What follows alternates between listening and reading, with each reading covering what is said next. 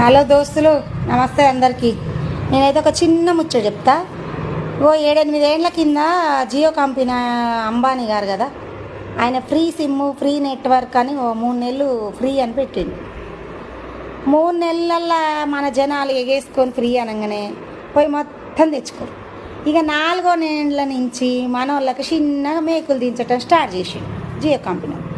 ఈ 8-9 సంవత్సరాలల్లా పుట్టిన పిల్ల కాంచి మొదలు పెడితే సచ్చే ముసలోళ్ళ దానిక కూడా ఈ ఫోన్కు అట్రాక్ట్ అయ్యి ఇప్పుడు ఏం చేసిండు, ఈ జనాలు కనీసం రోడ్ల మీద రూపాయి అడుక్కునేటోడు కూడా ఫోన్ కొనడం, అందులో నెట్వర్క్ వేసుకోవడం.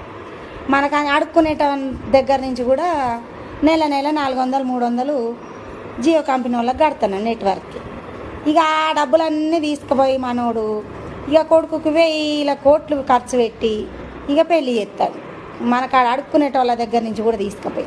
అది ఎవరు తప్పు? ఫ్రీ అనగానే సంకలు గుద్దుకుంటూ పోయి మనం అది అలవాటు చేసుకున్నాం చూడు, మన తప్పు.